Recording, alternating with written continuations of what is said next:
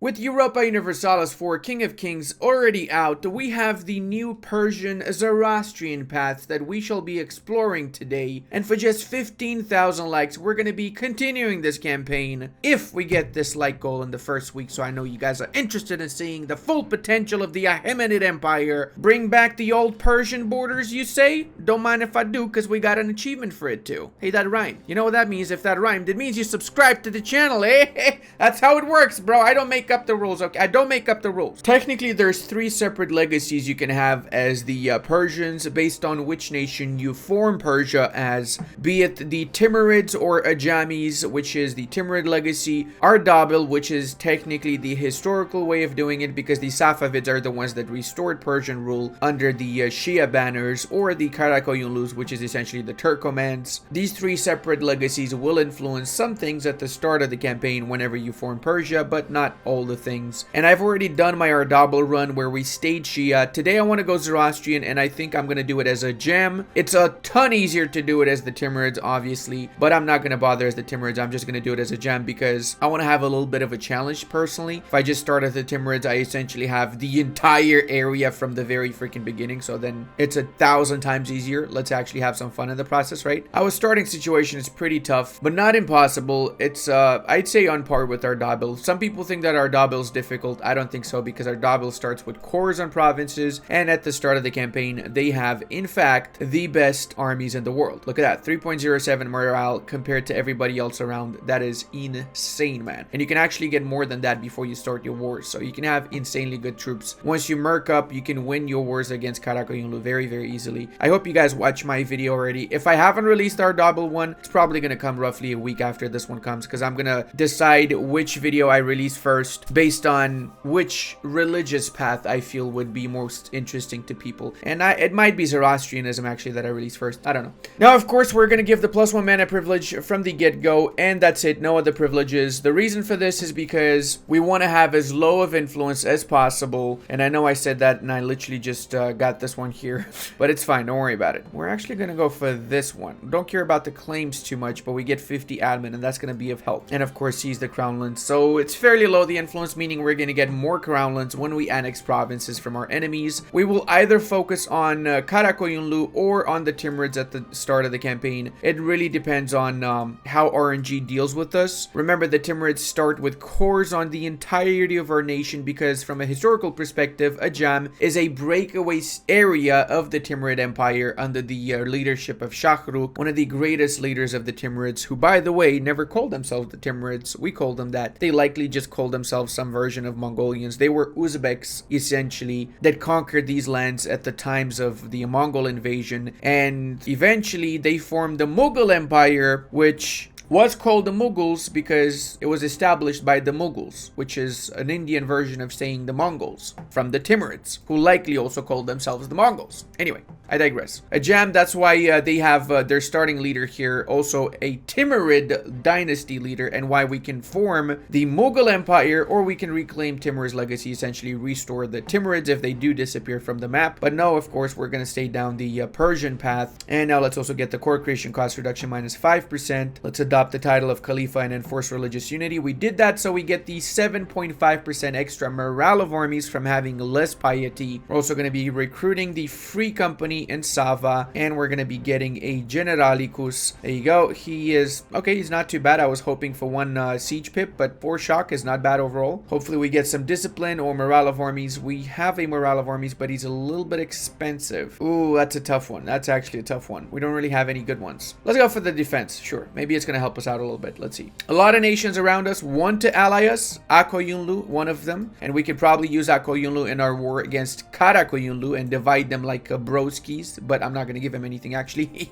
So not really broskis, more like a Schnappeldupen. Take note, we also started with 2 vassals, so we're going to make them attached to our army here and make sure that they have attachment allowed. We can use our vassals' cores also when we attack Karakoyunlu, so we can do it from the 11th of December. It is RNG though. I usually try to support support the independence of Transoxiana once I'm allowed to, once I'm able to. So usually after I recruit the free company and improve relations. And once Transoxiana becomes super disloyal, the rest follows suit. And whenever Shakrur dies, everybody becomes disloyal, so they fall essentially really fast. We also start with the Timurid mission tree, so we can get claims on a ton of land. Essentially, we can get claims on this entire area, plus all of the northern Indian bits from pretty much the get-go. We just need the Liberty Desire below 1% and scornfully or regularly insult the Timurid, so let's send the insult. And the Liberty Desire is actually easy to do if we give out the Strong Duchies privilege. Fine, screw it, we'll do it. And I probably should have went for the lenient taxation. That would have actually fixed that situation, but it's fine. I prefer the core creation cost reduction. We still have our claims from that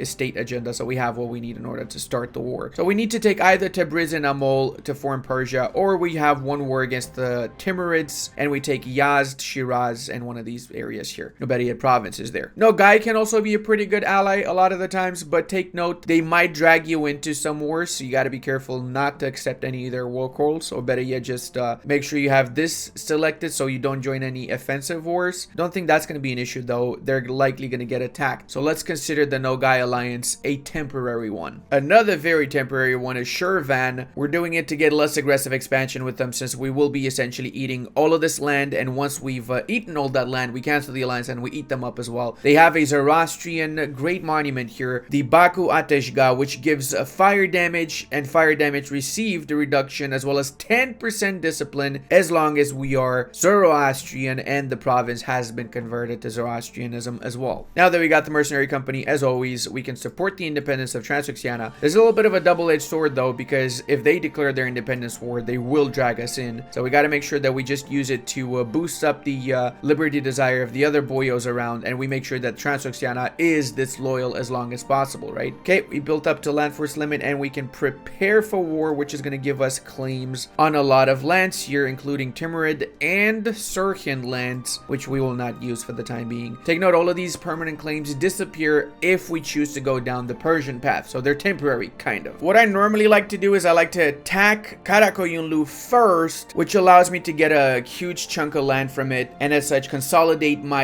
western flank before I attack the Timurids. We can call on Shirvan and Akoyunlu, and we're gonna set our target as Elam, which is one of the most important forts here, since it is a highland fort. Obliterate Gillan and Ardabil. We can take out both of these areas here then, and let's go with the war. I'm gonna actually focus on Gillan first, get him out of the war, and hopefully we get, there you go, we got Shirvan and Akoyunlu to join us. What I was gonna say is that hopefully Karakoyunlu focuses on our allies before they focus on our lands. Normally the AI prioritizes the weakest of an alliance set, which in our case is them, not us. Another reason why you want to attack Karakoyunlu before you attack the Timurids is because if you wait for a few years, Shakrur, which is 67 years old, likely will die, and once that happens, every one of his vassals will become disloyal, so you technically only need to fight the Timurids. And it's also great to catch the enemy armies attacking you in mountainous terrain, which gives them -2 dice roll, as they are the attacker, we are the defender, and look at that, they are at -2 for that particular dice roll, and they went up to 9. Holy mother of God, this RNG is just, it's beautiful. Oh, they finished that with the 1 dice roll, so we were pretty Gucci so far. If we manage to piece these two guys out fast, that would be amazing, so then we can focus on what's left of Karakoyunlu's army. They only have 11,000 units left. We won a couple of battles, that was juicy, but they are definitely chasing down our allies. They're getting war score from defeating our allies' armies. They wiped out Shirvan's army, for Christ's sake. What the schnapps, bro? Okay, well, we're gonna give this guy a typical Persian name, Tim von Schnaps. Tim von Schnaps. That's it's a very Persian name. Okay, shut up. Ooh, wee baby, death of Shakrur. Okay, I see what's up. Let's see. 72 liberty desire, 58, 170, 66. I'm gonna cancel this actually because they're gonna so declare on them. I can tell you right now, Transoxiana is 100% gonna declare on the Timurids. I don't want to be stuck in that war. I want to attack the Timurids after they're at war with all of their vassals, of course, or former vassals, better yet. Come on, fortifications, can you please fall a little bit faster? Woo! Woo! I know I've said this in the past, but it's really vital you guys realize this. Do not give the estate statutory. It is literally a trap. Don't ever give that privilege. Ever, ever. Okay? Listen to me. Don't you ever freaking give that out, boys. Ever. Okay, now I just noticed something. Timurids declared war on Ladakh. Is that their way of trying to, you know, distract their vassals? I don't think that's gonna work, Timurids. Okay, we're slowly expanding. Sadly, this is aggressive expansion that I didn't necessarily want to take just yet, but I don't care too much about taking it right now. End of the day, our Dabil is a freaking threat to me and I need to take him out. Plus, it allows me access to Shirvan and the northern bits afterwards. How about these guys? These guys allied the Great Horde and Mazandran allied Mushasha. That's perfect because I want to attack Mushasha and Mazandran right after either this war or after the war with the Timurids, I guess. We do a little bit of Carpeticus Siegicus in the south whilst the enemy army is busy sieging down Shirvan's capital. Good luck with that. Half of it is actually sieging Akoyulu's capital, so we're going to wipe these guys out after we finish carpet sieging the Iraqi bits. Always prioritize in your wars, lads, because it makes a massive difference having an actual game plan when you're fighting your wars in the early campaign rather than just winging it, you know? I'm coming for you, Bitless. I'm coming for you. You better get stacking Vapenica, lad. You better get it. You did, boy. Okay, now let's siege on their capital since that's pretty easy to do. And we also want to get control of that since we want to actually take it in the war deal. Or better yet, change your plans. Let's rush for Karakoyunlu's army before they actually take over Shirvan's capital. Then we have to unsiege Shirvan's capital. We don't want to do that now, do we? Massively outnumbered. Their troops have fallen. To our troops have fallen probably would be the actual English word, wouldn't it? Have fallen. I can of the English, guys. Look, I can of the English. Since I've got to attach this army one other general from Luristan that's got one siege pip, I'm gonna use him to take over Tabriz, the capital of the enemy. Oh, we did this mission? These guys they're not below 1% deliberative desire. What the hell? Is that a bug? It's got to be a bug. That has got to be a bug, but I'm taking advantage of it. Screw it. There you go. Now we got more claims. Beautiful. You done fucked up now. A Karun. Yep, that's right. They got 2,000 units left. Yeah, boy. Our Dabil got more troops than they got. Or better yet, they had more units than they had. Now let's just Carpeticus Siegicus. Actually, let's do the peace deal because these guys should be able to accept whatever we want. There you go. No more Dabil on the map to piss us off. Ooh, it's a lot of war exhaustion. Reduce that, please. And the key to success in these kind of wars is just whenever you destroy the enemy army is not allowing them to recruit another army and as such try and control all the provinces that they have. Because like, look at this, right? I didn't take Ganja and they're just smoking a lot of new units over here into creation. Ooh, avec le 5% army professional lozom. Thank you very much. That's 66% war score. Do we have enough to enforce what we want to get? Of course, we're gonna go for this, and we're gonna give this directly to who is this? Ardalan, Luristan. That was a war target, right? Elam, yeah. We're gonna release Iraq from here and essentially feed all of this in the next war against the Karakoyunlu. We could take Van instead. No, I'm not gonna take Van. I'm gonna take Melikates since it is a pretty good fortification here to have. It is a highlands and it allows me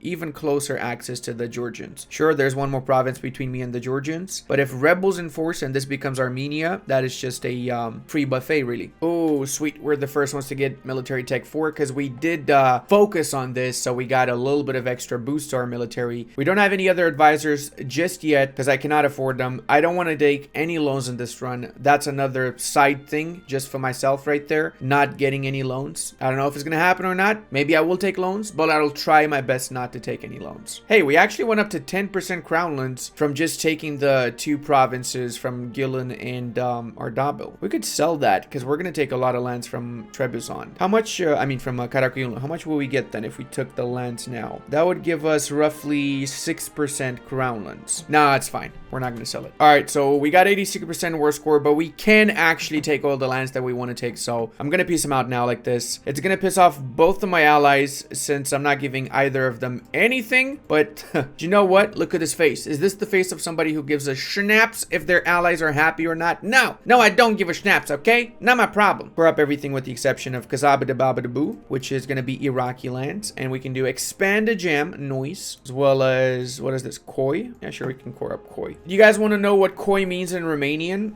It's actually it's one of the best words. It means love. Koi means love in Romanian. So if you go up to some dude and you're like, yo bro, that's a beautiful koi you got there, it means you got a beautiful love. That's what it means. I swear I'm not making fun of you. Just ask your Romanian friends. All right, we're gonna get claimed so we can attack His and Kaifa since they're free for the taking here, and we're gonna release Iraq and get ready for the war against Karakoyunlu. I mean Timurids. Their vassals are still disloyal. Yes, 57, 65. Yeah, they're still disloyal. So essentially, we just need to fight the 29,000 that the Timurids have, which is not so bad. Let's go over here. We might need to get some more mercenaries though. Now we can also give the rest of the privileges. So let's go for the Diplo Reputationos, the clerical education. We're gonna give once we have above 30% loyalty though, because right now that would be a debuff. Supremacy over the crown. Essentially just the standard stuff, guys. There's not much of a difference at the start of this. We're gonna get some new estates after we form Persia though, so keep that in mind. Fars wants me to support their independence. No, I'm good, thank you. Oh, this is a golden opportunity, guys. We could even reduce the truce we have with Karakoyunlu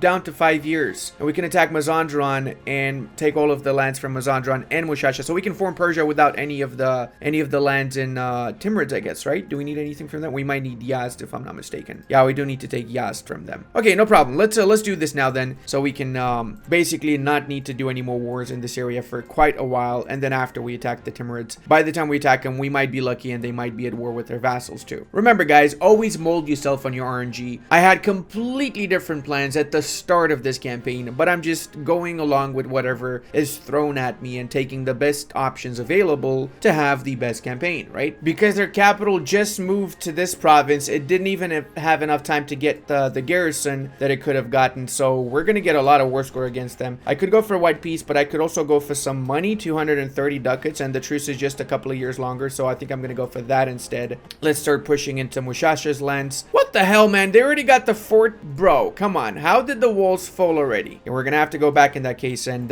relieve that siege. I really feel like with the recent patch, sieges are going up to 60-70% a ton more, man. Like a ton freaking more. It's insane how much more it goes up to that percentage. Before 1.36, it wasn't as bad, but now it's just insane, brother. It's actually freaking insane how much it happens. Not in a good way either. Not happy about this predicament we find ourselves in. Good thing we pieced them out quickly because the provinces we had taken from them previously were not coring up. Remember, you cannot core up a province if you're at war with the nation that has a core on that particular province. Amore mio has just fallen. See, that's an Italian fort. I don't know what it's doing in the middle of Persia, but it's clearly a very distinctly Italian fort. You can tell by the name. The name alone explains everything. All right, so nobody gives a schnaps about us taking the provinces from Mazandran because they are Persian, and I think they're Shia, right? Yeah, they're Shia. Same goes here. Nobody gives a schnaps about us taking Mushashan lands because they're, again, Shia. And yeah, we've expanded a fuck ton in just 6 years,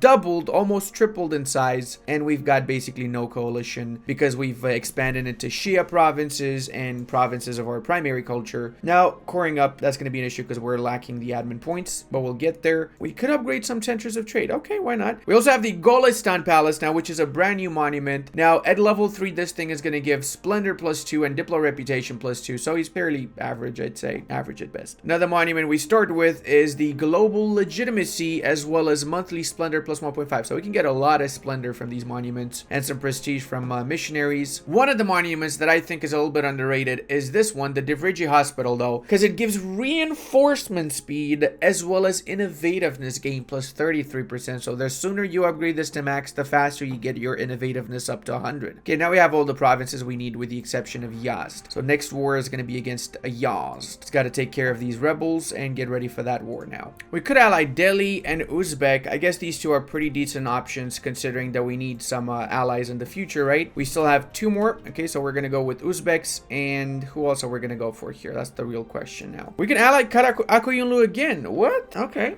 They're allied to the Ottoman. Ooh, sure. Okay, we can ally them again. And we'll get some favors so we can cancel their alliance with the Ottomans. Or actually, they're allied to Shirvan. Maybe we can just attack Shirvan and then they join in. Yeah, I think that's going to be the play there. And it started. Afghanistan declared their war against the Timurids, and I'm guessing they're allied with everybody else that was a vassal of theirs, except Fars, apparently. Fars and Khorasan still not in that alliance set. Okay, but they are, no, they're not. Okay, interesting. So it's just Afghanistan against Timurids. Timurids. These guys would not help though, since they have 100 Liberty Desire. Yeah, I think I'm gonna attack them as well now. It is time, boys. It is actually time. But first, a word from our sponsor, Siege Shadow Rebels.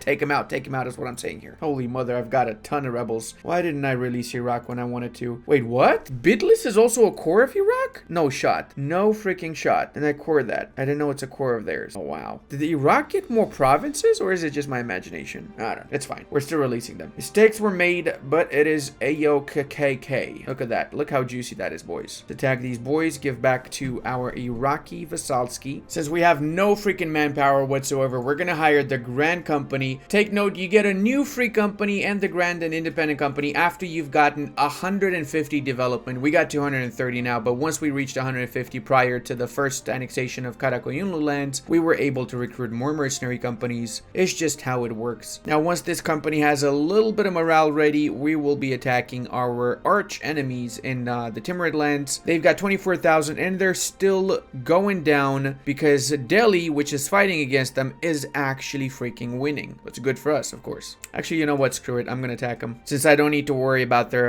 vassals actually helping them, I'm gonna set Ardakan as the war target. Or do I not have a claim on that? I don't. Okay, let's set Rafs Najabadub as the war target. There you go. We need to make sure that we don't go into the lands of their vassals, because as long as we don't go in their lands, they're not gonna come and attack us, since they still have 100 Liberty Desire. Small victories, boys. Small victories. It's exactly where this is at. Let's go ahead, Consoldatio, Attackius, and can someone explain to me how Najd managed to get their units over here in literally record freaking time? How, bro? Okay, let's also see these guys here. We're gonna be annexing them both. I can annex them, by the way, because I've enabled Scootage prior to joining the war, so they are not at war with the Timurids, which allows me to annex them, in case you guys are wondering, because I know some people don't know about this little schnappeldoop trick here. Also gonna give out this privilege here, Amir integration policy, so we don't get the Diplo Rep debuff whenever we finish integrating, and it makes it a little bit quicker to integrate them, as well as I'm gonna give out the increased levies, which I forgot to give a little bit earlier. And looks like we can catch up to their army here. Wait, what? They got reinforcements? No! Oh, snaps! That is not Beluchi Donduji. No, we did still win that. Holy shit, we actually crushed them. Damn, boy! Okay, how many units they got left? 7,000 left. Okay, that's a big thank you to Delhi, which did most of the heavy lifting, let's face it. Now, just notice these guys are still loyal. 48%. Barely loyal, but still loyal. Not gonna bother with them, though. I'm gonna continue to siege down primarily Timurid lands. And Chagatai loves us. Beautiful. Thank you very much, Chagatai. Took a while, but Afghanistan did their peace deal, and they got a huge chunk out of the Timurids. This actually helps us, because it's easier. Now we just gotta take a few more provinces in the north, and that's it. We do have to take Transwaxiana's lands if we want to go for 100%, because Transwaxiana has yet to break away from the Timurids, unfortunately. Well, maybe by taking Fars, it will be enough. Let's see. Can also improve relations with the Mamluks. I might be able to use them in my wars against the Ottomans, because we will be coming to some wars against the Ottomans. Again, I'll try to get an alliance with the Ottomans, so I don't need to have wars with them. But yeah, it's eventually going to get there. Would be nicer if it gets there after I form Persia, however, so let's see. I want to give a big shout out to Afghanistan for actually liberating Khorasan and Sistan in their peace deal. So now I can do a separate peace deal with Khorasan. It's a little bit of extra aggressive expansion, but it's a-okay. Don't really give a schnaps, and we actually expanded by 4 more provinces without having to do anything. We haven't even done our peace deal with the Timurids.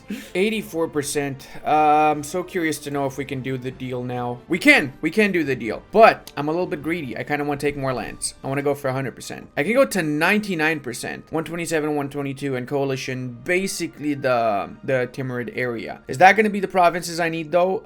Let's see. We can form Persia. Just need Yazd. That's it. Just one province in Yazd. Hell yeah, let's do it. All right, boys, let's go ahead and form Persia, and let's attack Karakoyunlu for what's left of their lands. Boom. Where is it? Where is my Persian at? Own core. Okay, we got to core it up. Never mind. So core this up.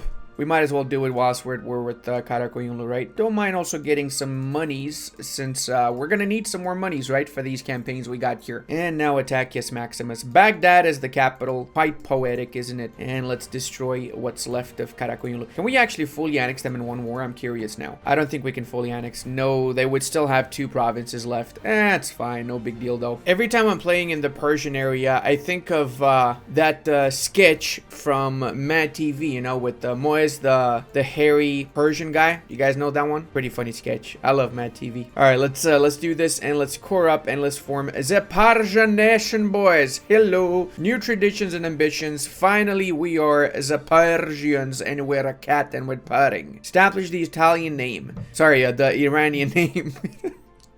Change country name to Italy, clearly. Yeah, no, we're not doing that. We're staying as we are. Not gonna do the merchant guild just yet. I like Persia on the map as a name better than Iran. Whenever I think of Iran, I think about the theocracy that they have in there right now. Not my kind of thing personally. All right, let's also attack the Shirabidabs, the Shervans. Oh, let's check the mission tree, boys. So we got a brand new mission tree. Remember that Persia is the primary focus of the King of Kings DLC. Some would say that Byzantium is, and I would say the same, but no, inherently Persia is, so it is what it is. We can do consolidate Persia because we got 35 out of at least 35 provinces in the Persian region. We got a lot more than that, and we are gonna get a ton of development as consequence, plus some reform, progress, growth, 32 development to be more precise here, and a lot of permanent claims. Butcher the black sheep, bye. There you go. We got 100 admin points from that. We can also do Caucasus Conquest. That's gonna be up next. Secure the Khorasan. All right, so all of this expansion, most of the initial ones are around expansion. We got the religious direction. We just need to get an inquisitor or a theologian. So let's see if we can get that now. So let's try and get that now. We got a theologian we can get. There you go. Boom. Now we have 3 options. Now take note, guys, you do have the options pop up on the side here. It's not really easy to tell in my opinion. So you can see if you click branch number 1, branch number 2, and branch number 3, and each of them have different missions. So essentially you have a Sunni branch, a Shia branch, and of course the famous Zoroastrianism branch that we're going to be adopting today. We're going to be selecting the current mission branch. Persia will receive events that will lead to its conversion to Zoroastrianism at the cost of Muslim revolts. They also get Zoroastrian interest until the end of the game, cannot send missionaries. This modifier gets removed when the state religion changes. So yeah, we got that going for us now. Awesome, boys. Time to wipe out everybody now. You gotta sing it when you form Persia, Zoroastrian Persia. It's a part of the thing. You gotta do it. If you don't do it, you're gonna fail. Now we do have an extra estate now once we form Persia, namely the Kizibash, which are Shia warriors of the Turkoman origin, basically Turks, from the Azerbaijani speaking tribes. We have some unique things we can give them here, such as yearly army tradition DK minus 0.5 and general cost reduction. This, of course, we also can establish the unique Kizilbash regiments once we've given this privilege out. It is going to cost 5% crown loan, so I'm going to wait a little bit with it first. We can also give protected communities, lowers the autonomy in Azerbaijani, Turkmeni, Turko-Iranian, and Turkish provinces, but it prevents us from ever converting those provinces. I'm going to give them political influence, though. There you go. That should be a-okay, right? Oh, Karakoyunlu's proclaimed guaranteeing Shirvan, and they're joining. The Ottomans are not joining, though, because they got a little bit of debt, and I think they are at war with the Venetians and losing, actually. Yeah. Okay, that's cool. All right, let's attack them now, then. Even though we're at war with Karakoyunlu, I don't give a schnaps, because I just don't, okay? And I'm going to fully annex Karakoyunlu since they only have 2 provinces left. Might as well. It's not much aggressive expansion. It gets rid of a nation that would otherwise join in a coalition against me, right? Here's a little fun fact, guys. It's a little bit weird, but there's an event once you're Zoroastrian Persian that allows you to get atheist provinces, basically no religion provinces. Essentially, there's a specific event that converts provinces to another religion within your little religious group, and because Zoroastrian doesn't have anybody else in their religious group, it converts it to no religion. So I don't know if I'm going to be able to get that event triggered in this run, because it is, of course, insanely RNG to get that, but it would be funny to see, that's for sure. All right, let's go ahead and wipe these guys out. But yeah, Snokos, Arrivederci, Karakoyunlu. Akoyunlu, I don't know what I even want from them, really. I want to cancel the alliance they have with the Ottomans, that is for sure. Just money, I guess. I don't really think I want anything else. Yeah, there you go, 35, nice. So this way we can attack them again in 7 years, and we can use our Reconquest CB, because we're going to be releasing Syria, and we're going to feed Syria all the lands in the Syrian bits, of course. Let's also core up what we have now, and let's take our holy city of Shirvan. In case you're wondering, that is how you pronounce it. If you're thinking that it's pronounced Shirvan, no, it's not. It's Shirvan. You gotta say it with the accent. Transoxiana, Gazicomuns. Yeah, I got a truce with most of those nations. nations, so I don't need to worry. I will attack Baluchistan though, so I can both lower the truce timer with the Timurids if they're still going to be around. I suspect the independence war they have right now with Transoxiana means that they will likely disappear by the time that I attack Baluchistan, but just in case they don't disappear, at least I get a shorter truce so I can attack them again for whatever they have left. Oh, you know what? I'm going to be abdicating with this guy. So I'm doing this because I want to get the 556 or 553 on the throne and get all of those juicy mana points as consequence. It is going to be painful because we lost some prestige and legitimacy, but it's totally worth it. I should have done this in my Byzantine campaign. I had a really good heir, and I forgot to do it for like 15 years if I'm not mistaken. All right, let's attack these guys before Timurids decide not to join in it with us, you know. Okay, let's go here. Maybe we can grab some provinces. Gucci, Strombucci. And I feel like after this war, we're just gonna have to chill for quite some time because I need to catch up with my admin and Diplotech. I am really far behind. It's 1462 and we have 3 and 3. It is really bad, guys. It is actually really bad. Like really, really bad. It's the cost that we have to pay for this insanely quick expansion, right? Ottoman conquest of Trebizond. I'm gonna try to get some lands. Let's see if we manage to. Tbilisi has the war target. Let's send one of our armies back over there. They don't really have any troops left, so we should be fine. You guys come back because you're black flagged. Actually, you know what? You guys go over there and siege those cities because they got some pretty big cities there. You can siege those out. And by cities, of course, I mean fortifications. Clearly. I said cities because I've been playing some other games recently, and one of those games, Knights of Honor 2, pretty much it's siege cities because all the cities have to be sieged, right? The faith of Baluchistan is that they have to become our vassals since they got all the claims or all the cores that we can feed them afterwards by attacking Sind, and they got some claims on Sind as well. Did they attack Sind before and they lost the war and as consequence they lost all of their country? I feel like that's actually what happened, isn't it? All right, Sind is allied to Delhi and Sistan. Delhi's our vassal, so maybe if we use our favors they can break the alliance that they have with Sind, but we would still have to fight Sistan, which is fine. I don't mind actually wiping out Sistan completely. But yeah, first let's chill because we got 75% overextension. We're gonna try and catch up with our tech and see where we take it from there. Let's make full states out of every single province we have because we haven't done that yet. Let's also use all the admin points we got to do that, and let's lower the autonomy in all of these lands. Aside from the small war with Sind and Sistan, I'm not gonna have any wars for a while, so I'm just gonna be focusing on doing those missions from my mission tree because a lot of them, and I'm gonna show you guys in a few moments now, revolve simply around developing our nation, playing toll a little bit. In fact, I believe that Europa Universalis 4 King of Kings' main purpose was to make Persia an absolute playing toll behemoth. Because look at this, right? The first bit here at the top, this is basically expansion. But then we come down to here and all of the rally the warriors and all this stuff here revolves around your newest state, the Kibilbash, and how to make them really powerful and how they can help out your country. And then at the bottom, all of this revolves around getting some super powerful modifiers and bonuses to make Persia absolutely insanely great, like the ability to send royal ambassadors, the new diplomatic action of Asha Vahishta if you're Zoroastrian or Persian influence if you're Muslim. We also get upgrades for our trading policies and our trade centers. Hunting accident essentially is gonna happen less, or better yet, not really happen at all. Same goes for comet sighted, less likely to happen, or better yet, it's never gonna happen again. You're not gonna get the comet sighted, you're not gonna get the plague event anymore. Your air falls ill also doesn't happen anymore. So all of the bad events will not trigger if you're playing as the Persians. That being said, to unlock all of that, you need to have 4,000 ducats, not run a deficit, or have 10 loans and not run a deficit. So we could do that. We just need to give it a few years to centralize our country a bit more, and we can use the loans to just build workshops and temples all around the country, right? Now I can get an alliance with both the Mamluks and the Ottomans. I'm gonna go for the Ottomans, however, since because I'm gonna be attacking the Mamluks once I release Syria, which let's actually do it now because I'm gonna forget again to do it. There you go, from the province of Rakba, and as such we're gonna ally the Ottomans now and use them in the war against the Mamluks. We're just doing 5-head chess moves right here. Alright boys, one of the events is here, Zoroastrian study. We have to promote their studies. This will trigger some rebels though. We're gonna have to fight quite a few Sunni zealots in order to get Zoroastrianism in our country, but it is worth it if that's our goal, and it is of course our goal. The prophet of Sava, a prophet is preaching the ways of Ahura Mazda, you know, the one that makes the car Mazda. I had to say it. I had to say it. Come on, it's a Japanese. This whole thing has been a Japanese plot to destroy the Persians. Clearly, boys, we shall invite him to our royal court so he can preach about these famous cars of Zoroastrianism. Aristocratic interest in Zoroastrianism. Approve the emir's attitude, of course. Approve it. Clearly approve everything. Zoroastrianism, very good.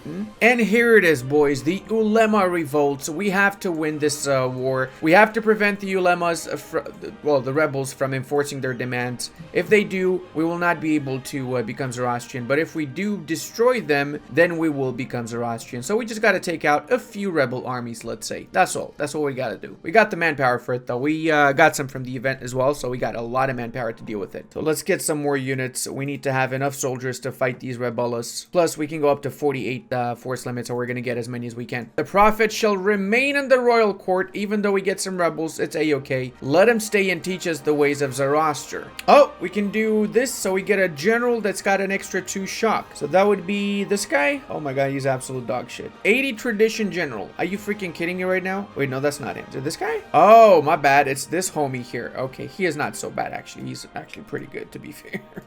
Abdul, you gotta win the wars for us, Abdul. You gotta save us, brother. Be gone from my lands, you Sunni scumbags. Be gone, I said. Get out of here. After literally freaking 9 rounds of rebels, this guy arrives at the freaking royal court. So we're very close to becoming Zoroastrian, finally. And we're also rebel-free after a really long time. That being said, we got the curry favors with the Delians now, so we're gonna do that. We're gonna be canceling this, and we're gonna make sure that they cancel their alliance with Sind, so we can attack Sind after. Being Sunni is no more comfort. May Zoroaster's wisdom guide us. Zoroastrianism becomes the new state religion of Persia. We get the Asha monarchy tier 1 government reform. Enables the 3 royal fires ability. And we get a lot of other really awesome schnaps. Okay, let's check it out now. We can do this mission, Reborn in Fire. It's gonna give us 2 stability and wait, what? Land control by the estates? Oh my god, we went up to 37%. Holy schnagadongs. Okay, that is pretty freaking juicy right there, boys. That is actually pretty juicy. Now we can do build the fire temples. By getting 30 temples in our country, we can get 20 Ashavahishta and restore this 3 agendas for the Mobeds completed. It's going to give us propagate religion trade policy, can now convert Jewish, Christian, and Muslim provinces to Zoroastrianism. Mobeds, by the way, is the clergy estate. That is what they're called when you change over to Zoroastrianism. Going to give expansion of zealotry since nobody else is Zoroastrianist, so we're going to get +5 morale of armies for fighting everybody in the world. Oh, look at that, boys. Zanjan, Daman, Laristan, Kiva, and Tun. Okay, I have no idea where any of those places are, but we'll figure out where they are soon. We do have a Zoroastrianist center of conversion, or religious center, better yet, so this thing's going to start converting everything around us to Zoroastrianism, but we also have to do it ourselves. It is going to take a while, though, because we got stood by religious fanatic, and these are Sunni provinces. We're going to help out a little bit by giving enforce unity of faith. This is going to piss off everybody in the country, though, so keep that in mind. But it's going to let us convert stuff, and by assigning this privilege here, or this edict, better yet, it's going to make it a little bit faster to convert stuff too. So 83 months, 55, 66. For now, that's okay. We'll work on it as we go along. There you go. Time to convertio, boys. Eran Shahar is the true name of our country, and we get new traditions and ambitions. So these are the current Persian national ideas and so on. We change over to these. We get, wait, what? Again, we get that? Didn't we already change to these? Yes, we did. So now we got the Ehran Shahian ideas. Morale of armies, Diplo reputation, overextension impact modifier -20. That is a very unique one to see, actually. Tolerance of the true faith and yearly government power, technology cost reduction, cost of advisor with religion, combat ability, caravan power, fort defense, and artillery level contribution to siege +0.5. Not bad. Really, really not bad. We are essentially the old Achaemenid Empire now. We also have a brand new government interaction here, the Ashavahishta, and we can use it to get a few different things. Monthly military power +1, as well as own territory dice roll +1, dev cost -10%, and Diplo +1 monthly, or admin +1 monthly, and reform progress growth. So these are pretty nice. I like to see it. Reminds me a little bit of the new changes to the reformed religion from previous DLC, really. This is really strong, though. Monarch admin skill +2 guaranteed, innovativeness gain, dev cost reduction, and missionary strength. Overall, with the new patch, by far far, the Persians, if you go Zoroastrianist, they're really good for playing Toll. Alright, boys, cancel that alliance with Shind. Sold some titles too, since we can use the money to build temples now. And why not? We can become Defender of the Faith for Zoroastrianism, since it's only us and it gives us +1 extra missionaries. It's worth the extra 500 ducats, right? Now let's convert everybody to Zoroastrianism, and let's try not to die, because we got 6 religious unity. So less expansion, more converting for the next couple of years. And finally, we got the event that allows us to properly convert stuff, +3% missionary strength, as well as tolerance of the true faith +2, and the religion in Lahija changes to Zoroastrianism, so now it's going to be a little bit faster converting. Look at that, down to 25 months from 83. I hope you guys enjoyed us going down the Zoroastrian path, and hey, if you want to see this campaign continue, to see the full potential of the Achaemenid Persians, as I like to call them, then leave that like, and until the next time, check out this awesome Byzantine run. And I want to give a massive thank you to all of my patrons, channel members, and Twitch subscribers. I would not be able to do this without all your support.